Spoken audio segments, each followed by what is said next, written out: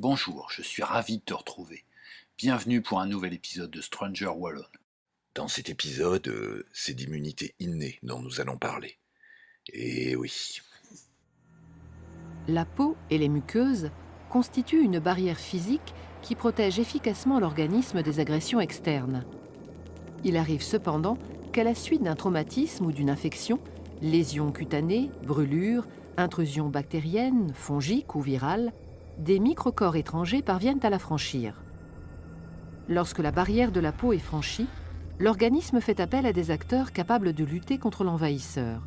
En effet, des cellules sentinelles de l'immunité veillent. Circulant dans le sang ou la lymphe, ou résidant dans les tissus, les globules blancs qu'on appelle leucocytes sont capables de détecter les corps étrangers. Les premières cellules immunitaires à entrer en action sont les mastocytes, les cellules dendritiques et les macrophages.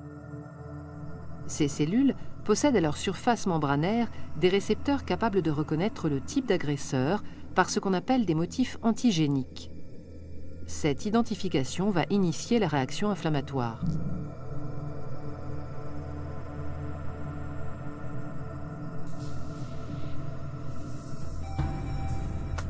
Après contact établi avec l'antigène, la cellule sentinelle libère des médiateurs chimiques, véritables signaux d'alerte pour l'ensemble du système immunitaire. Certains de ces médiateurs chimiques, tels que l'histamine sécrétée par les mastocytes, augmentent la vasodilatation et la perméabilité des vaisseaux à proximité de la zone lésée. Cela permet le passage de cellules douées d'un pouvoir phagocytaire du milieu sanguin vers les tissus.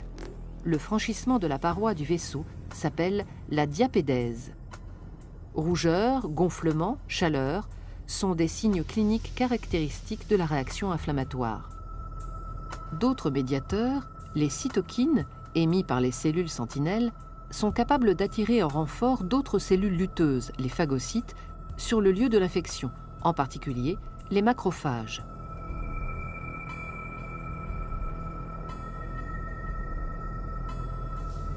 Leur pouvoir phagocytaire leur permet de neutraliser activement le micro-organisme étranger et ainsi d'endiguer sa prolifération.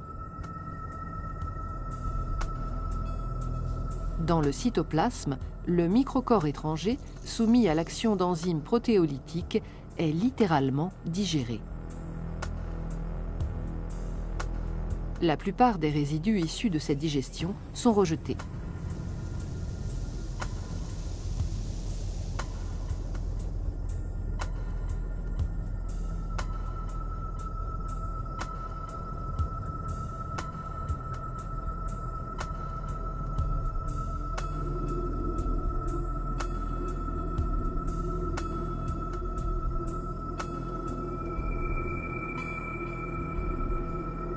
Parmi les cellules phagocytaires, les cellules présentatrices d'antigènes gardent un fragment de l'antigène qu'elles viennent de détruire.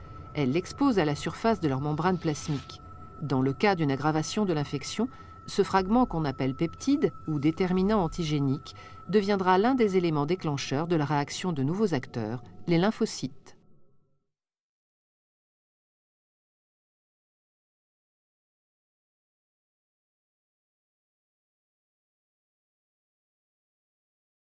Voilà, c'est fini. Eh oui. À bientôt.